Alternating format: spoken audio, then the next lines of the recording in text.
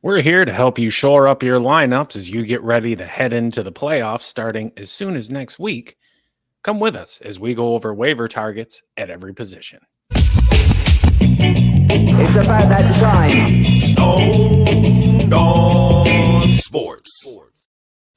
How's it going, everybody? You are tuned in to Stone Down Sports Fantasy Baseball. My name is Matt, and the meds are starting to kick in, so this is going to be an interesting little ride today, but we appreciate you joining us for it. Anyway, as always, got the awesome co-host Kyle here with me today. Kyle, how you doing, bud? Doing great. I know you're a little under the weather there. Like and subscribe if what you see. Also appreciate everybody that gets in the comments and in the live chat. We really love the interaction. We love that stuff. So keep it coming. We're still building this community here, and you guys are all a part of it. All right. Let me get this off the thing. First deal we got going on here is catcher. We always start there. So we got 8 waivers for you, 1 at every position. This Cubs catcher's been on fire lately, and he may be turning the corner, going 12 for 17 over his last 5 with 5 extra base hits. Matt, will Miguel Amaya keep it up? Well, that's an interesting proposition, isn't it? He is the number 8 catcher this month with a triple slash of 302, 327, 585, giving him a 912 OPS. He's gone yard 4 times, chipped in another 3 doubles, driven in 13. He's only struck out 9 times and walked 2.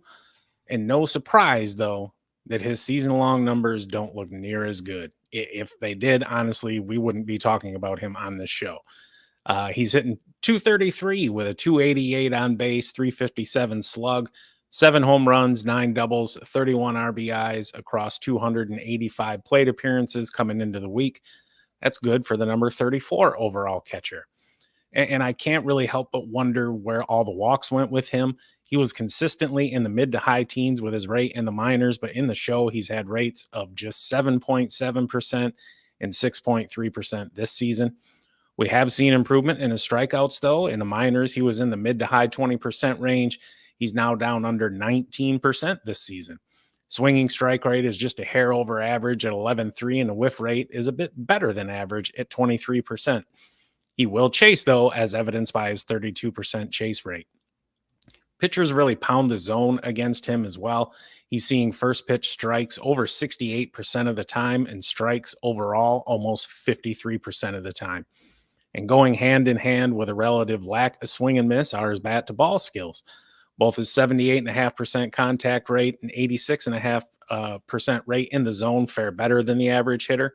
And this is despite the fact that he is far more aggressive than what you would typically see. It would be nice, though, if we could see the same results in his quality of contact. His exit velocity, hard hit rate, and barrel rates are all in roughly the bottom 30% of the league. He's not hitting the sweet spot nearly as often as we'd like either, nor is he squaring up. And to make matters worse, his 7.1% weak contact rate is nearly double the league average. He's primarily a ground ball hitter with below league average fly ball and line drive rates. His pull rate is dead on league average, and that's where his limited power lies. He has exactly 1 extra base hit to the opposite field this season. He is the newest addition to the merry-go-round that is the catcher position, and the Cubs offense has been pretty solid lately. The downside is, though, he hits at the bottom of the order, so proceed carefully. Good stuff. Though he's cooled off from his hot start, Ryan O'Hearn has some excellent matchups next week. Are you going to trust him in your lineup? Yeah, definitely. Definitely against right-handed pitching, of course. Remember, he will sit versus left-handed. He's got 5 righties this week and also 3 games in Colorado this weekend. I really like that there. Overall, he's number 30 first baseman on the season. 113 games played, 12 homers, 50 runs, 48 driven in, and 3 stolen bases. That's a little bonus there. Slashing 269, 344, 431 with a 776 OPS. Strikeout rate is excellent. It's at 12.7%. It's the 8th best strikeout rate in the majors and a huge 10% improvement from last season. Walk rate's very good too. He's at 10-1, puts him in the 73rd percentile, and he's over 6% better than last season. Mentioned he has that 3 games in Colorado. Boy, are you guys going to love his underlying power metrics. Average exit velocity, hard hit rate are both in the 70th percentile, and barrel rates right at league average. And his squared up rate is damn good too, in the 88th percentile, along with a bat speed and a sweet spot rate, both above the league average as well. And you'd think, a power hitter like him might have some swing and miss issues. You would be wrong. Whiff rate of just 16.6%, the 18th best in the league, and also improved 7% last year. And his chase rate's good too, in the top third best of pitchers or hitters, I should say. Expected stats, batting average, expected slugging, WOBA as well. All 3 are in the 90th percentile or better. Dude has power to all fields, mostly hits fly balls, but he is above average in line drives this year, but just barely. What is most shocking about O'Hearn this season is his surge in contact rates. His career zone contact is just 85%. This season, he's almost at 92. And chase contact, when he chases balls out of the zone, his contact rate in his career is 54%. It's over 61% this season. Just some excellent stuff. So he's being a bit more patient at the plate. His first pitch swing rate is the lowest since 2020, and about 2.5% less than the league average, and 6% better than last year. But so if you're in need of a corner infielder or corner outfielder for that matter, who gets on base and has power, consider grabbing O'Hearn. He hits in the middle of one of the best lineups in baseball. That is a damn good lineup. And speaking of that lineup, we got 2K here in the chat with a question. Can Will Smith or Adley Rutschman be dropped for Amaya or Stevenson or any good bat? That is an interesting question. And he follows up too with, is Lugo or Springs droppable? I think Springs is. I'm holding on to Lugo. Yeah. In theory, you're not going to find better hitters on the wire than what Will Smith and Adley Rutschman are in a vacuum. Yeah. That said, like, it's put up or shut up time right now. And I certainly understand the temptation of wanting to drop a slumping player, even if he is a superior player overall than what is on the wire. That said, man, if there's somebody out there who's absolutely on fire and you need the upside instead of the floor, have at it. Yeah. It's kind of a long-winded answer. It sure was. So, all right. Who do we got next here? This infielder has hit the ground running with the Marlins, going 10 for 29 over his first 7 games there. Matt, is Connor Norby for real, or is he just a short-term pump and dump? I'm going to lean towards the latter on that one. Though, to be fair, since being called up on August 19th, he's the number 2 overall second baseman with a 375, 400, 792 triple slash. That's an OPS pushing 1,200. Couple home runs, 4 doubles, 3 driven in, and a steal. And we don't really have a whole lot of data on him. He's only got 57 plate appearances coming into the week. Walks for him, though, have fallen off a damn cliff. He has just 1 singular walk in those 57 big league plate appearances. Compare that to him being around 10% with his rate in the minors. And the strikeouts, they're high, 29.8%. Swinging strike rate is a crazy 17%, and his whiff rate is over 31%. And that goes hand in hand with a 42.4% chase rate. That is just disgusting. It's terrible.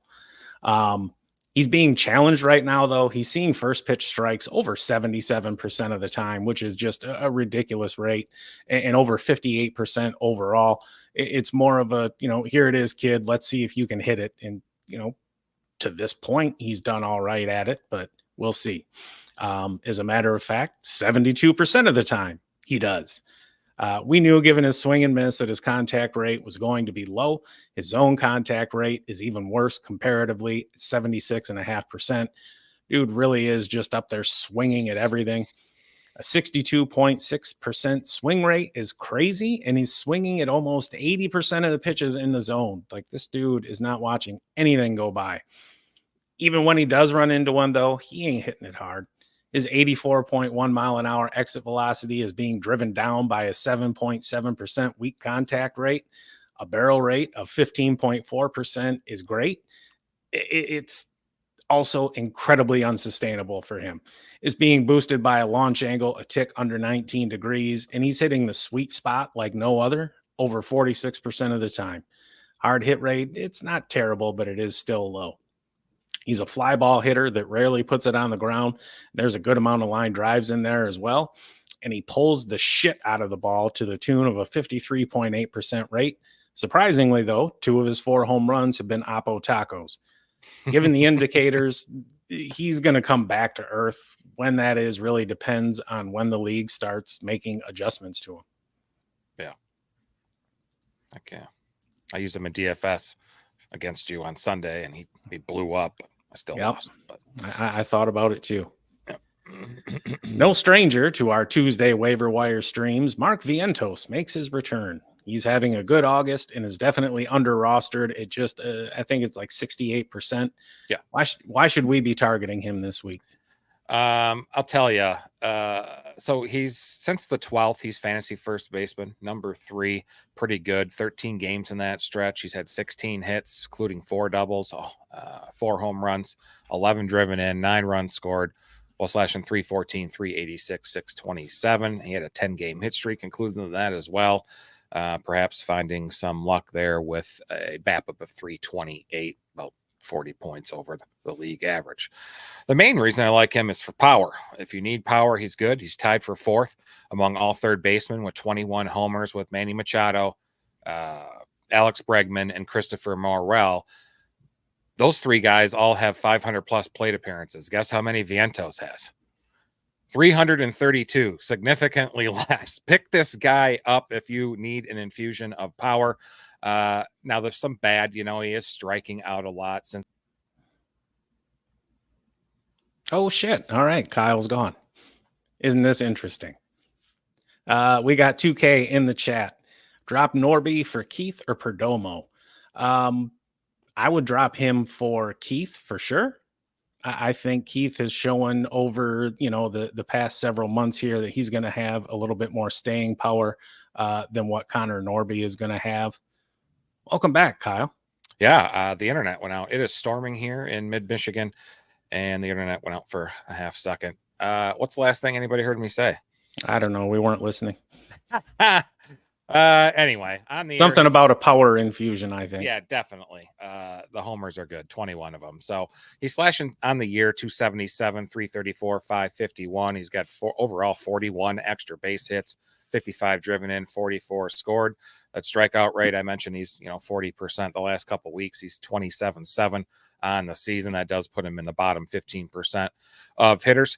Walk rate is below average too at 7.5, but the power's very real. Got one of the better barrel rates in the league at 15.5%. It's 15th best in the majors. Average exit velocities in the 83rd percentile. Hard hit rates in the 77th percentile. And along with his bat speed, sweet spot, and the squared up rate there, those are all above league average as well.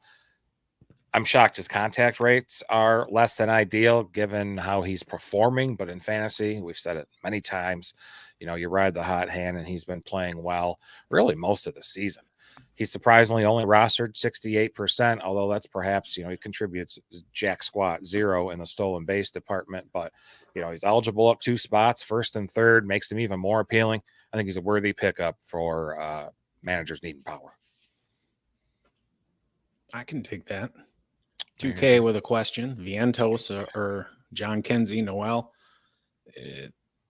I think overall Noel has more power. I think Vientos is a better player and isn't going to go through the same kind of ups and downs that somebody like Noel is going to have.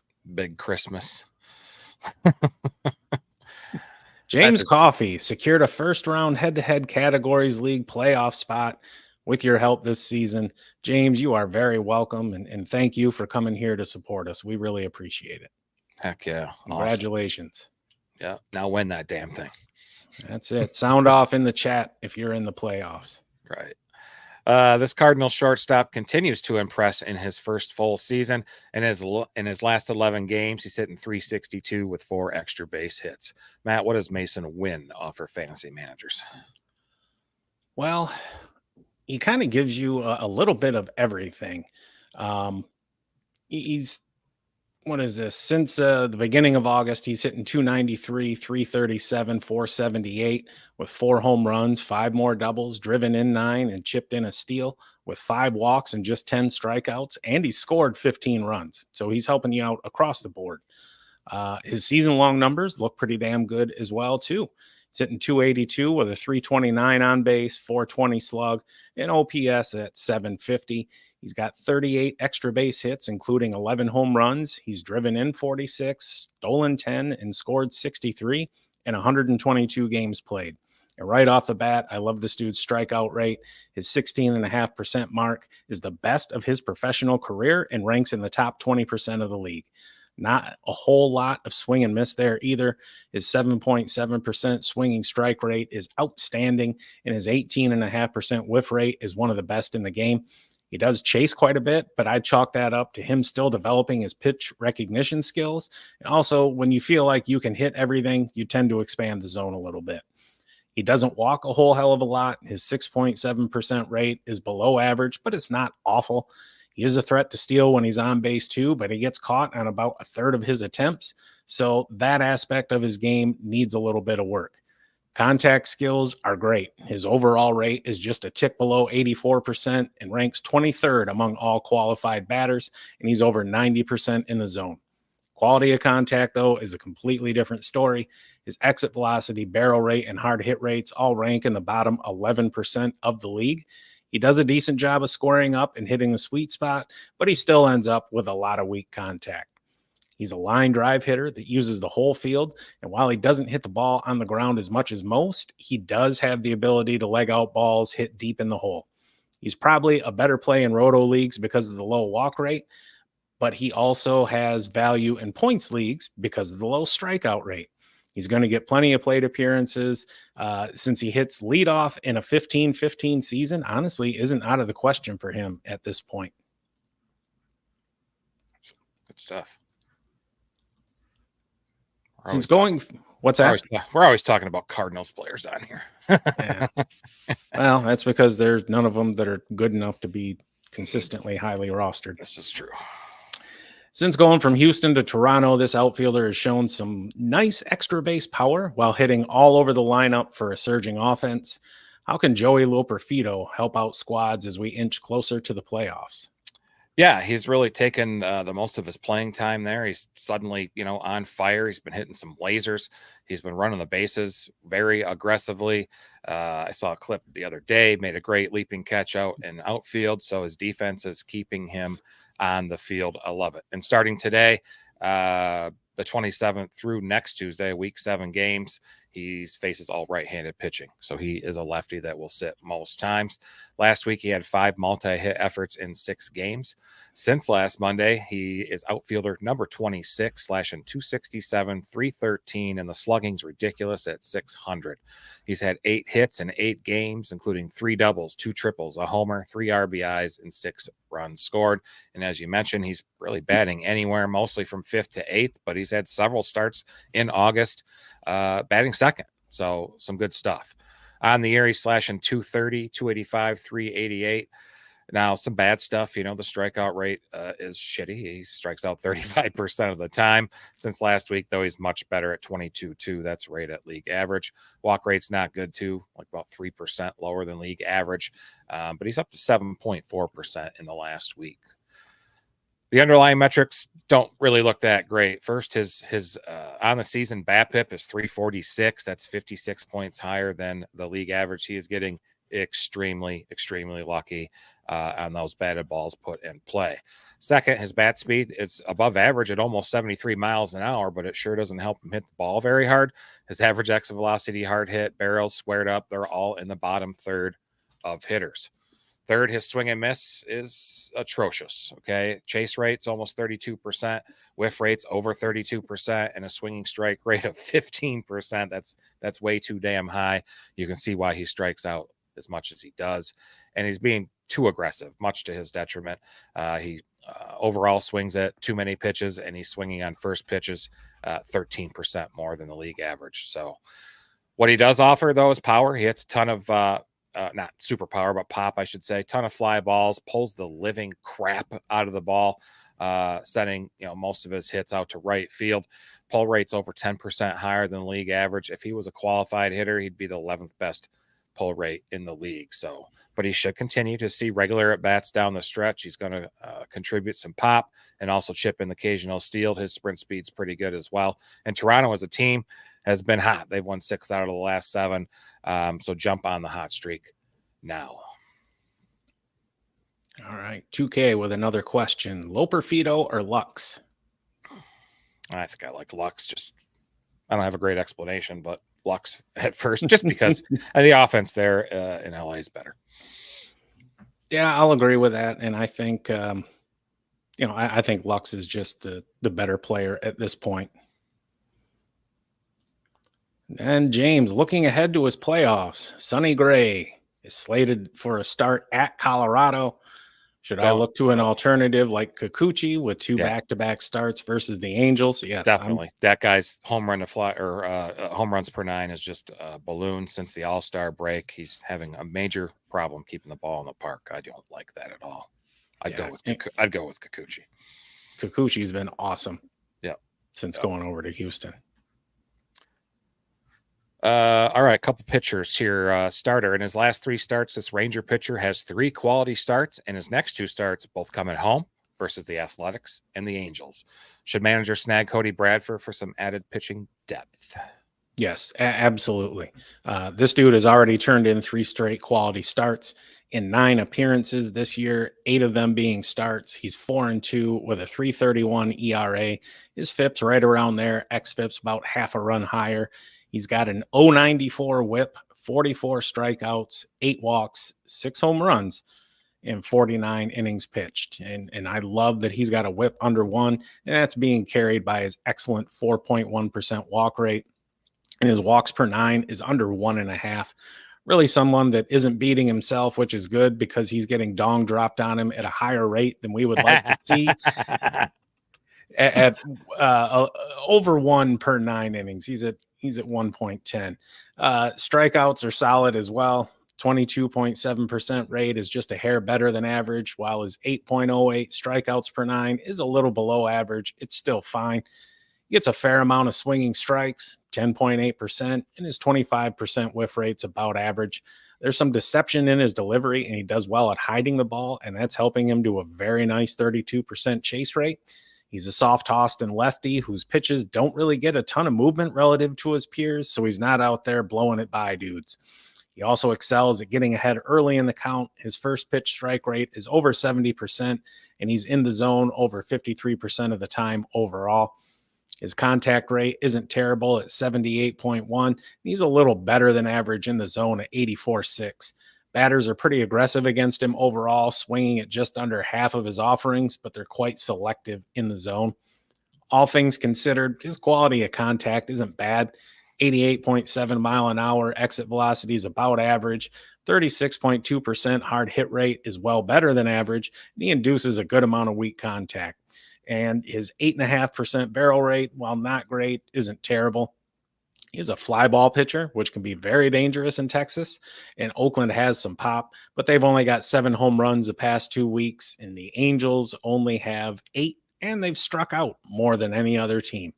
The Rangers have struggled to put runs on the board, but I'm quite confident Bradford should be able to get you a couple quality starts over the next week and change, and probably a win as well. We got a question in the chat. You got the giggles. Bradford or Palante? I'm gonna go with Bradford. Yeah. Just for me, kind of the. Go ahead. No, please. I was just trying to look at Palante's schedule. He's got San Diego and Milwaukee coming up. Yeah, I'll pass on that. Who did Bradford have? Oakland and the Angels. Yeah. There's your answer there, 2K. There's your answer. Let's see. Supersonics in the chat talking about Blue Chew and Viagra and stuff. If you guys are all interested. Nice. Okay, we got All one right. more guy. Yep. So we've said all season long that saves are available on the wire, and this week is no different. This Diamondbacks back end pitcher has 6 saves this month and shows no signs of slowing down. What's the haps on Justin Martinez? Yeah, when we talked earlier in the month, or at the turn of the month, I should say, we thought Sewell got removed. We thought it was going to be Ryan Thompson. He kind of faltered, and Justin Martinez got the role, and he's really rolled with it.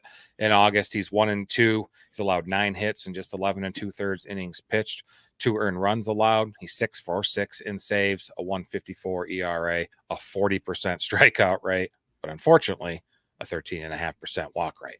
He is fantasy relief pitcher number 5 in the month of August so far. On the year, he's appeared in 50 games, 58 innings pitched. He's 5-4. ERA is a smidge over 2 and a FIP of 279, so not too much worse. And the WHIP's a little high at 124.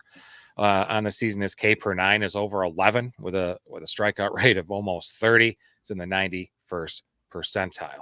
And the walk rate that I mentioned is high as hell. It's 12.4 on the season. Puts him in the bottom 10%. When you see a StatCast like his, I'll throw it on the screen here. Oh, dang it.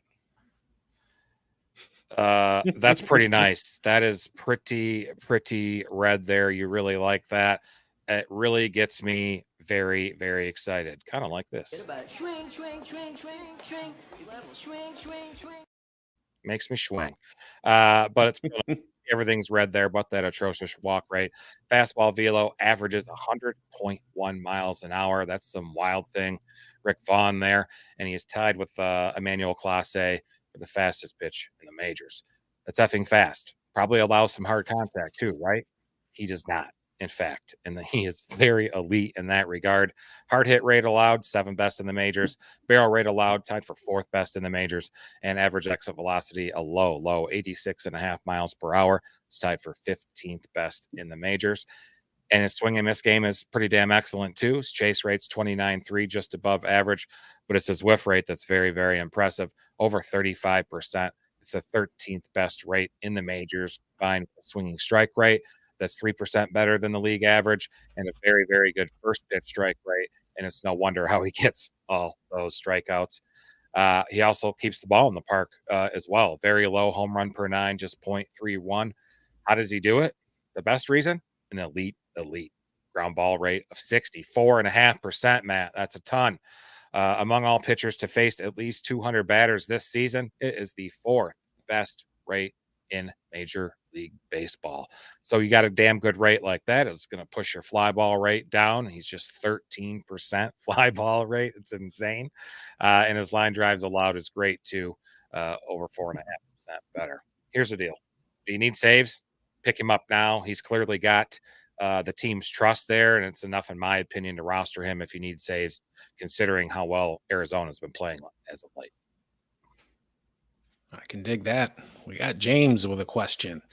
Bryce Miller is available in his league, but his playoff slated starts are at home against Texas and home against the Yankees and at the Astros. Texas doesn't really scare me. No, the other two do, though. A little, but they're home. I mean, it's the best pitcher's park in baseball. Obviously, yeah, Aaron Judge and Soto can hit the ball out of any park in the show. But depending on who you're dropping for him, absolutely. I'd give him at least a look. Regardless of the matchups, Bryce Miller is a hell of a pitcher. Yeah, he is. Heck yeah. So that wraps up our players. Listener league we got going on. I'm not even going to change the banner. I'm in 9th. Matt's in 8th. We're eliminated. We're not making the playoffs. Speak for yourself. How are you going to make it? You ain't going to make it. People ahead of me need to lose. Yeah, we'll see if it happens, but I think I'm playing you as well. You'll probably beat me. So I hope so. I totally suck, but let's see. 2K's got a quick win. Which Martinez? Justin? Nick? Others? I don't know who all those people are. And Walker, the asshole closing in San Francisco. Ryan Walker? Ryan Walker? I don't Could know. be. I don't know. Just need a little more clarification there, 2K. We'll answer your question. Oh, yeah. I am ready for fantasy football. Yes. I know We some had some people are in here. We do have our draft going on tomorrow night, 8:30 Eastern. I put it in the chat, but don't forget, we got a 10-team league this year. Should be fun. So half PPR. So quick snake draft tomorrow. I'm looking forward to it. Arizona, KC, San Francisco closers. Yeah, I'd say Martinez or Walker, leaning Martinez. Yeah, Martinez just it's nice, very nice. All right, we're gonna get the hell out of here. If you haven't subscribed, please do like our content. We'll be back Thursday night, 7 p.m. Eastern for 2-start pitchers, streamers for next week. So many of you starting playoffs next week, so you're gonna need that extra help. And then I'll talk about football for a second. We do have our Stoned on Sports Fantasy Football YouTube channel. Next stream is NFL opening night, Thursday, September 5th at 8 p.m. Eastern. We'll have some great start-sit advice for you. Info is available down in the description. Stay stoned, everyone. Have a good night. See you, folks. Sorry for